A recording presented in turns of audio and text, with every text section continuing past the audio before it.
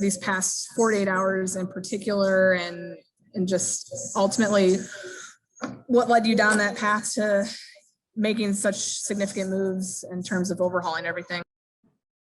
Yeah, no, it's a good question. I think the way our roster was constructed going into the season, we had an incredibly unusual number of players who were, in contract years. I think you guys asked me about that a few times, and, listen, we played great in May. We played really well leading into June. And I mean, honestly, like, we were preparing and scouting to be buyers. And, we lost 11 games in a row. The Brewers took off, and we were never gonna be able to catch them. And obviously this year we're not wild card contenders because of what's happening in the NL West. So, listen, I think we got to a place where it was, at least to me, it was a very clear and obvious decision, which is we have all these players for 2 more months. In 2 more months, these guys are, going to have the ability to walk away via free agency. And we did everything we could to acquire assets for the future. And I mean, some of those conversations and moments were, incredibly difficult, because these are players that have been a part of the best Cubs run in history. We came in here in 2011 with the goal of creating a young wave of talent, and we did that. And we won. We won a World Series. We went to the playoffs 5 times. We went to 3 NLCSs, and this group has should be incredibly proud of what we accomplished. But the nature of our sport is there's cycles, and we were at the end of the service time clock with these players. We weren't able to reach extensions, and so we could either hold these players for 2 months and have them compete for a 4th place team, or we could do everything we could in our power to reset our farm system, to reset our organization. And I think we accelerated that incredibly over the last 10 days or so. So difficult, I mean, no question, emotional, but to me, there was really no reason not to be as aggressive as possible to do that. There's no reason to go halfway. Those are superstar players. These are winners. They should be playing on TV in October. And all those guys will be playing on TV in October. And that's the way it should be,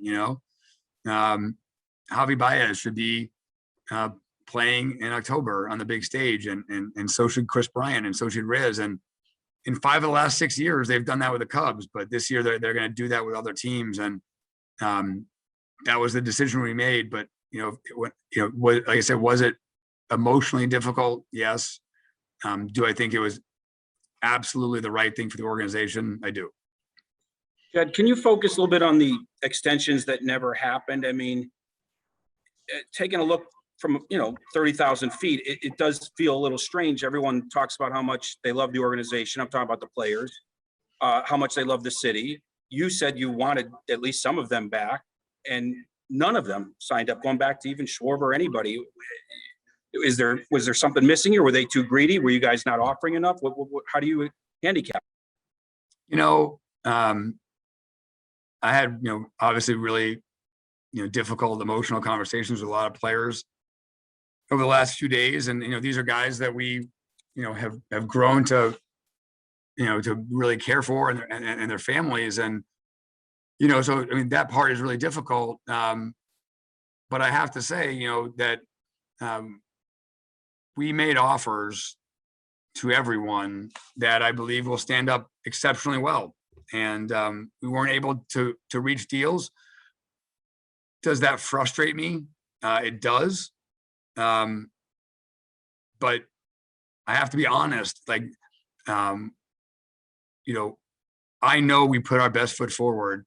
I'm proud of the offers we made. And like I said, I believe that they stand up very well. So It's what happened. I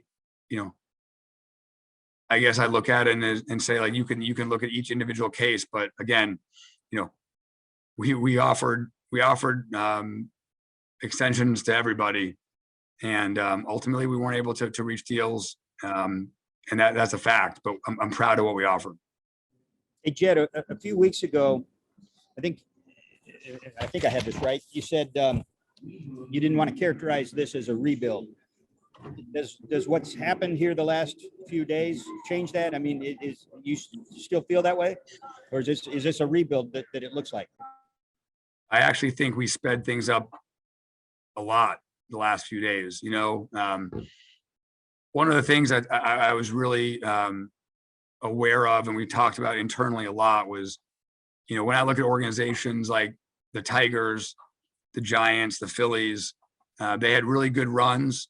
They got to the end of their cycle and they had 5+ year, droughts because they basically ran to the end of the cliff and they fell off and they had to rebuild. And we were willing to go to that point if this was a winning team this year. But we weren't. And so with that, I think, we were able to, in my mind, speed that process up dramatically, because we're able to acquire a lot of young talent, some on the major league team, some, that'll be in the minors. But, listen, I think that we've talked about this a lot at the winter meetings. There's two types of currency in this game. There's prospect, talent currency, and there's financial currency, dollars. The last 2 or 3 years, we were really short on both. We threw a lot of prospects into a lot of trades over the last 5 years to try to win.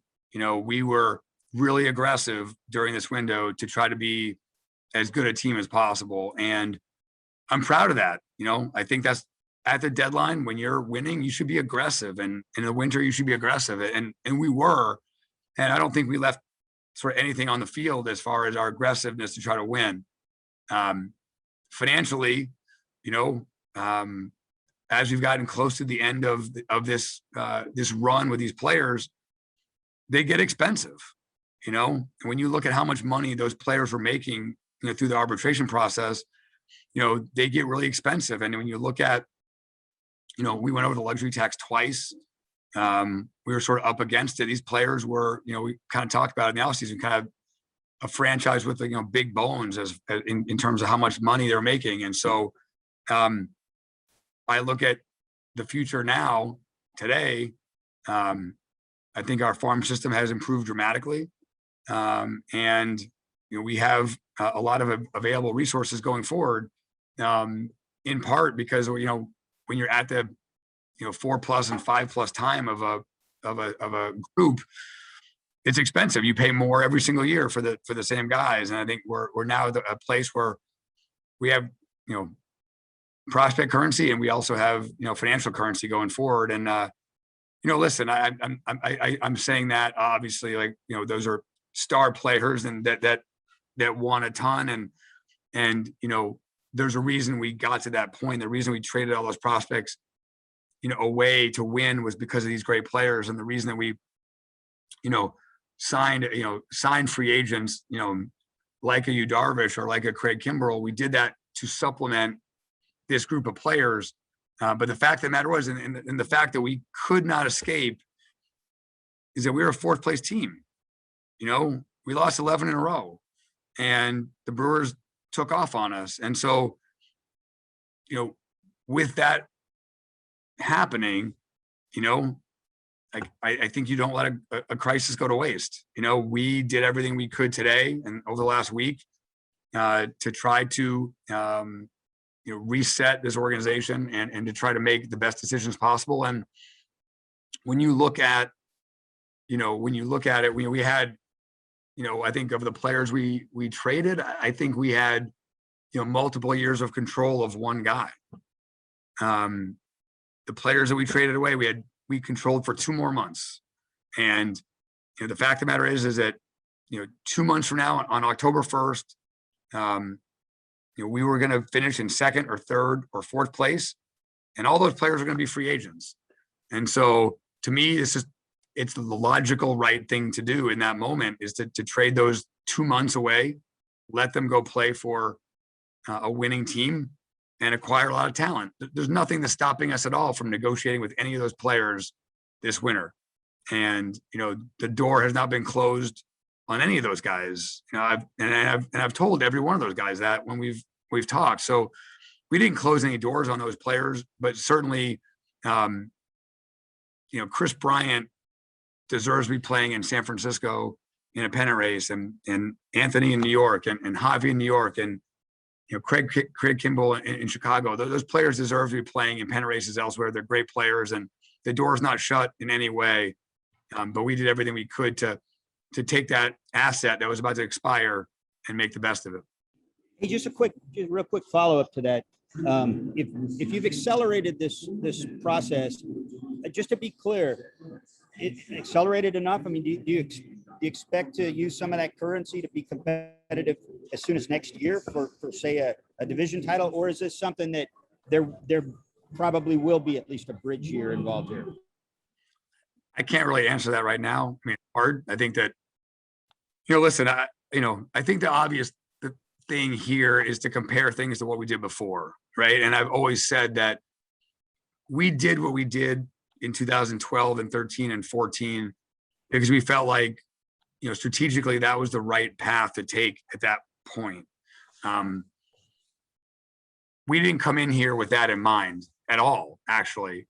I still remember Theo and I sitting in the whiteboard in the office in the ballpark and kind of looking at our roster and trying to figure out, how are we going to do this? And how are we going to build a team that can win the World Series? And what we decided was that the best thing to do was to do what we did before, I guess, to not use a word that's loaded.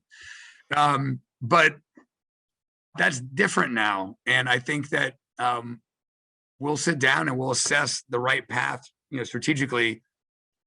But I have to tell you, to me, the goal is how do we build the next great Cubs team? Not how do we build the next, okay Cubs team. And I think that we have raised the expectations of what people want in this city. Cubs fans don't expect to make the playoffs every 13 years like they did before. They expect to be in the playoffs. They expect to win. And I'm super proud that we created that. We caused that expectation. And now we have to live up to that expectation. And I think that's fantastic. And so we're going to look with a lot of really smart people, a lot smarter than me in my office. We'll sit down and figure out how are we going to build the next great Cubs team, because that's the goal. I don't care about trying to look like you're competing or finishing in second place. I care about trying to win championships. The pictures on my wall are of, champagne celebrations and parades and things like that. Like that's the goal here. The goal isn't to do something that's, we're going to be okay. We're going to be just fine. Like the goal, how do we get back to winning championships? And that's going to be the sole focus. That sounds like, I'm not trying to be a dick or anything, but that sounds like a rebuild. I mean, what's the distinction? I don't know I don't know what the definition of a rebuild is. I think that, I think you should wait until you see after what we do this winter to decide what we're going to do. Like I don't know what we're going to do yet. So no one knows what we're going to do yet. We're going to sit down and we're going to figure out the right path to try to build a championship team. And sometimes that path might mean letting the garden grow for a long time because you need to let those prospects mature. And sometimes it may mean accelerating it through free agency. I don't know the answer, but this idea that anyone knows how we're going to pursue it, I don't know yet. We're going to do the right thing strategically. And I think we have to figure that out. And, sometimes opportunities are what determine that. So, when we came in here in 2011, people wanted us to bid on Albert Pujols, and people wanted us to bid on Prince Fielder. And we didn't do that. And part of why we didn't do that is the CBA rules changed. And we realized at that moment, we can't reload as fast as we did in Boston. We can't overspend in the draft and we can't create opportunities the way we did then. So we sort of pivoted and we went in a different direction. And I don't know what's going to happen with the CBA. I don't know what's going to happen with the landscape. So, I mean, I guess I'm rambling about, I don't know where we're going to go, but I promise you the entire focus is going to be on, how do we figure out how we get to, like I said, have the next great Cubs team, because people expect deep postseason runs. Like, people here haven't been satisfied with early exits or wild cards, and that's awesome. And so that's what we need to provide the fans. Hey guys, I'm sorry to interrupt. We have time for one more, and then Jed has to hop on Marquee. Hey, Jed, I was wondering, Wilson Contreras' comments before the All-Star break, did that ring true to you or echo in your head as you decided here to not go halfway and just kind of clear the decks here? No, it's probably a longer answer at some point. I guess I'm not asking you to react to just that. No, I'm not reacting to his. I was just going to say, like, This kind of a stalemate here. I do feel like, I thought that as a group, I feel like while we were playing well in, May and June, and when we were in first place and things were going well, I thought we had a great vibe in our clubhouse. I thought the energy was fantastic. I thought that, everyone was pulling the same direction. And I do feel like, we sputtered, and honestly, like, some of that was, probably some regression of some aspects of our team. And some of that probably was exhaustion. I mean, that was a brutal stretch of schedule. I told you guys before the month of June how tough it was going to be. But I guess I would say that I do feel like once we lost 11 in a row, once that happened, I think that, I don't want to say the inevitability of the trade deadline, but I think that the reality of the trade deadline was definitely an impact on our clubhouse. There's no question. There's nothing anyone in the world, could have done. I think Rossi's done an A+ job in the clubhouse, but I do think that it had an impact on the vibe. I think that, people talked about it a lot. It was a reality. And so, when you guys asked me in spring training about like all these guys on expiring contracts, do I think it impacted us when we were playing well? Like, I don't. But do I think once we sputtered that like once that became a focus, I think that was a reality. And so I think that's kind of what Wilson was reacting to, and understandable. Russ, I'll let you go. You were like dying to ask a question. Yeah, go ahead, Russ. If we're late, we're late. Who cares? I appreciate it. I was just going to say, we own the network. I mean, it's like, Yeah. I was just going to say, you were in a different position when you and Theo came here in 2011, looking back and seeing everything that's happened, and you've made all these franchise altering moves. What have you learned from this process going into this next era of Cubs baseball, being in a different seat, obviously, than you were 2011, 2012? Yeah. That's a really good question. I think I'm not going to answer your question directly because I don't have a good answer for it right now because I haven't slept a lot. But I guess what I would say is this, I couldn't be more proud of what we built. And it was really difficult to have those conversations. I've been with Riz. I mean, I remember sitting with his parents in the suite in Boston when he was diagnosed with cancer. I remember hearing his voice when I was in San Diego and I traded for him. He was like kind of crushed to be traded from the Red Sox to the Padres. And that was a humbling thing to hear how crushed the prospect was to be traded to a small market.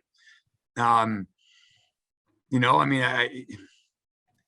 I said, I've been with him forever. Like I told Kris on the phone today, like, I remember flying with Jason and Theo to Stockton, California. I remember driving, flying out there and watching him in the college tournament. And then we met with him in a hotel in the lobby, and he was so impressive. And it was just this 21-year-old kid that was tearing up the college baseball world. And kind of seeing how he's grown since then, from that meeting in that lobby in spring training in California, and hoping that we could draft him. And Javy,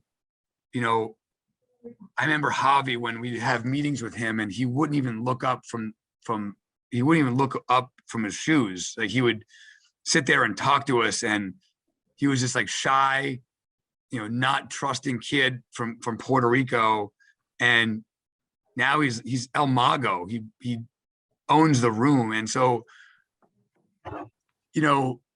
like these are guys that we've watched grow up. These are guys that we all care about. I care about these guys deeply, and we have all these shared experiences. And so, making those phone calls today and talking to Riz yesterday, I mean,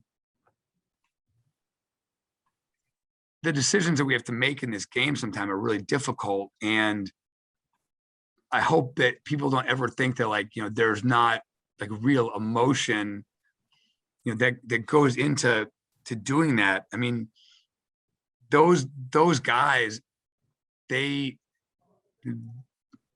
icons here. They came in here, they did something that no one had ever done. And, they talked about it for 3 or 4 years before they did it. And then they did it, and they deserve every video tribute, every, sad tweet, everything that is out there. I mean, I feel the same way, and so I just don't want anyone to feel like there's a lack of emotion, because, if anything, these are friends. These are people that we've watched mature. And I think the difficulty is real. Did we decide as a group to not have them play the last 2 months here? We did, but I love those guys, and I hope people understand that what we created was really special. We have time for one more. I think let me stop there. Curious, Jed, Pico Armstrong was the guy who's traded for El Mago. Where's he at health-wise? How's he doing? And then are there any other names that kind of stand out from this kind of haul you've gotten over the last, 10 days? Yeah, no, it's a great question. I mean, I feel like there's probably a time when I'm not sleep deprived where I can walk through all these guys and do it. Like right now, I barely know my name. But, I feel like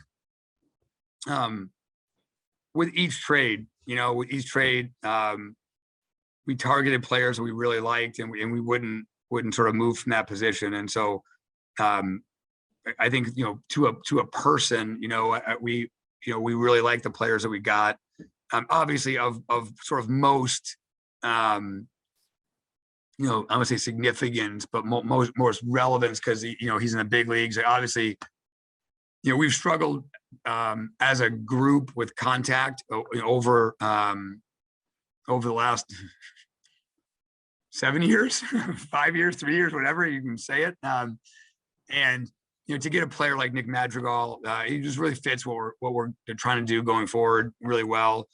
I love how he plays the game.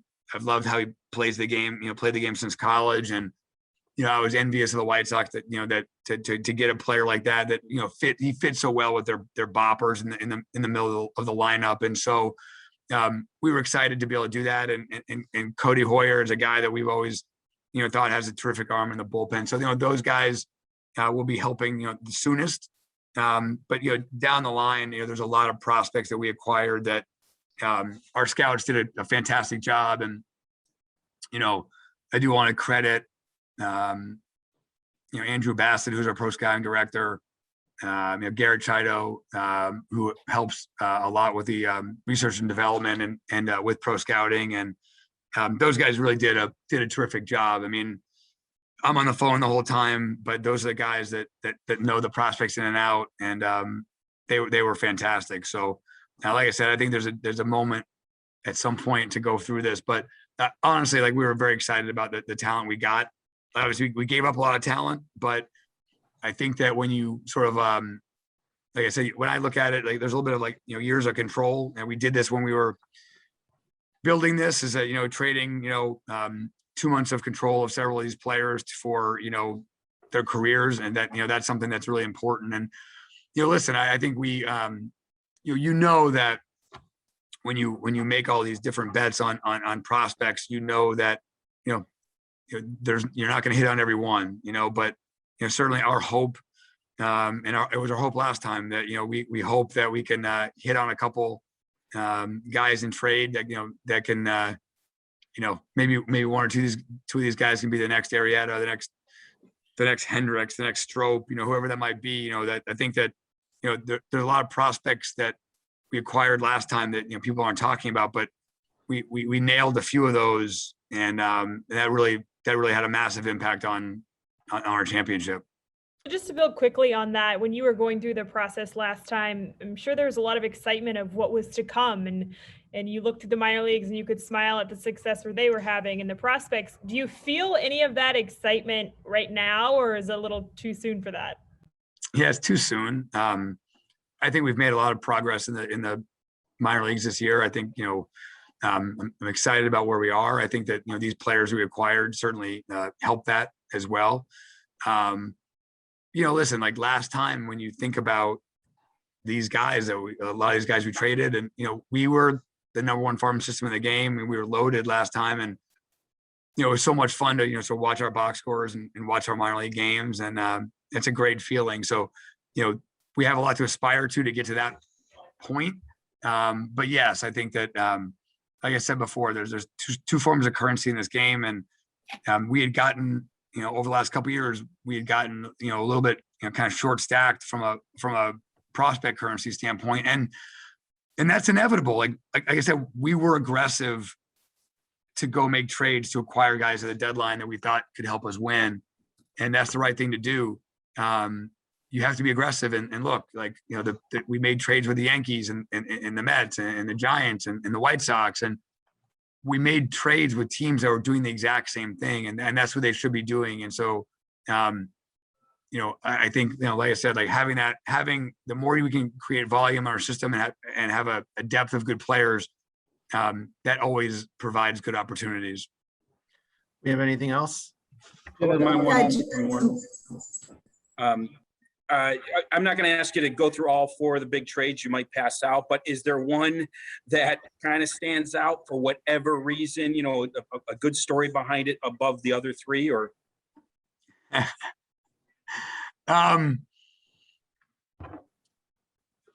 No. I mean, I would say I don't want to, kind of sit here and single out one transaction. I feel like I've been on the phone for 48 straight hours, and I had a lot of conversations. And I think the biggest thing for me is that I want to be on that side of the transaction. That's probably the thing I would say the most, that when you're talking to teams, like obviously you're putting pressure on them to acquire prospects, and they're trying not to do that. But ultimately, like they're giving us prospects, and they're doing these things to play meaningful games in October.